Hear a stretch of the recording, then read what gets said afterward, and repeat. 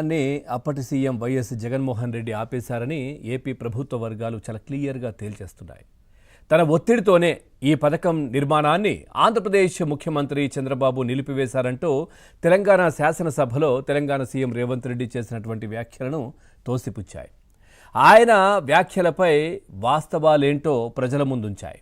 ఇక తెలంగాణ రాజకీయాల్లో భాగంగా రేవంత్ రెడ్డి అలా మాట్లాడి ఉంటారని, అయితే వాటి ఆధారంగా చంద్రబాబుపై కూటమి ప్రభుత్వం పైన వైసీపీ నేతలు చేస్తున్నటువంటి ఆరోపణలు అర్ధరహితమంటూ కూడా చాలా క్లియర్గా స్పష్టం చేస్తున్నటువంటి పరిస్థితి. అంటే వారు ఏదో ఒకటి, అంటే ఎక్కడో ఒక దాన్ని పట్టుకుని దాన్ని కూటమి ప్రభుత్వం పైన లేదంటే చంద్రబాబు నాయుడు గారి పైన ఏ విధంగా బురజల్లే ప్రయత్నం వైసీపీ నేతలు చేస్తుంటారో మనం చూస్తూ ఉన్నాం. ఈ నేపథ్యంలో ఇప్పుడు ఈ అంశాన్ని కూడా పూర్తిగా చంద్రబాబు పైన కూటమి ప్రభుత్వం పైన నెట్టే ప్రయత్నం కూడా జగన్మోహన్ రెడ్డి అండ్ బ్యాచ్ చేస్తూ ఉన్నారు. ఇక జగన్ సీఎంగా ఉన్నటువంటి సమయంలోనే ఈ పథకాన్ని అటకెక్కించారంటూ కూడా పూర్తిగా నాటి పరిణామాలు కావచ్చు, కేంద్రం నుంచి వచ్చినటువంటి ఆదేశాలను సవివరంగా తెలియజేశారు.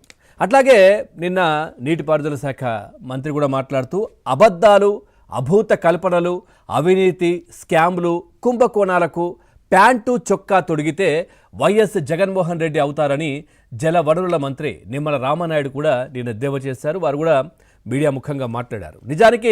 నిజానికి నిబద్ధతకు సీఎం చంద్రబాబు నిలువెత్తు నిదర్శనమని ఆయన చెప్పారు. ఇక జగన్ అవినీతి పత్రికలో ఒక పేజీ అబద్ధాలు అచ్చోసినా రాష్ట్ర ప్రజలను నమ్మే స్థితిలో లేరంటూ కూడా ఆయన నిన్న మాట్లాడుతూ కూడా చెప్పారు మీడియా సమావేశంలో.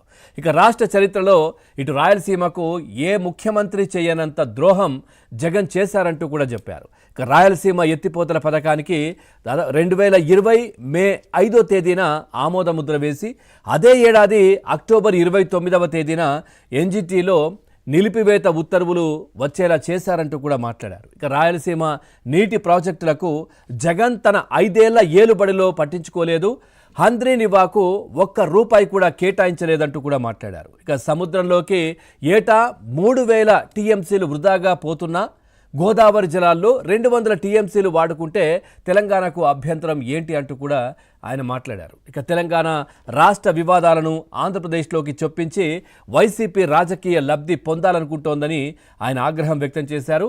రాయలసీమ ఎత్తిపోతల పథకాన్ని అప్పటి ముఖ్యమంత్రి జగన్మోహన్ రెడ్డి అసలు దాన్ని నిర్వీర్యం చేశారు, పట్టించుకున్న పరిస్థితులు లేవు.